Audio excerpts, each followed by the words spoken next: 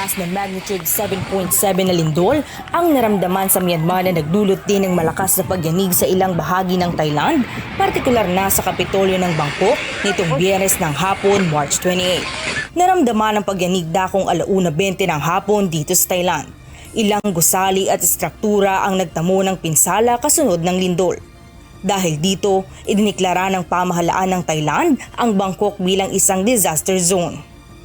Ayon kay Bangkok Governor Thatchai Sitipun, nagpapatuloy ang isinasagawang inspeksyon sa mga gusali sa lungsod kasabay ng paalala sa mga residente na mag-ingat dahil posibleng may gumuho pa sa mga naapektuhang gusali. Bukod sa mga gusali ay sinuri rin ang pasilidad ng transportasyon gaya ng bus line at electric train lines upang makatiyak na ang mga ito ay ligtas. Pansamantalang sinuspindi ang operasyon ng mga bus rapid transport system at linya ng tren sa Bangkok nitong Biyernes, ngunit naibalik naman agad ngayong araw. Samantala, wala namang napaulat na mga Pilipinong nasaktan sa insidente ayon sa Embahada ng Pilipinas sa Bangkok. Nagpahayag naman ang Civil Aviation Authority ng Thailand na tuloy-tuloy pa rin ang operasyon sa lahat ng mga paliparan sa kabila ng naranasang pagyanig.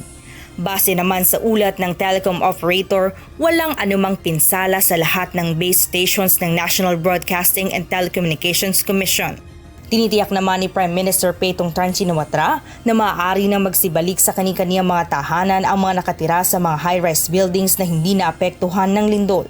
นะคะว่าเหตุการณ์ของ Aftershock นี้ค่ะจะไม่ก่อให้เกิดอันตรายกับพี่น้องประชาชนนะคะแล้วก็พี่น้องประชาชนที่อยู่ในอาคารสูงที่ไม่ได้รับความเสียหายสามารถกลับขึ้นไปอยู่อาศัยได้แล้วค่ะรวมถึงบ้านพักอาศัยด้วยค่ะถ้าหากไม่แน่ใจนะคะให้แจ้งกับทางกทมเพื่อเข้าไปตรวจสอบค่ะ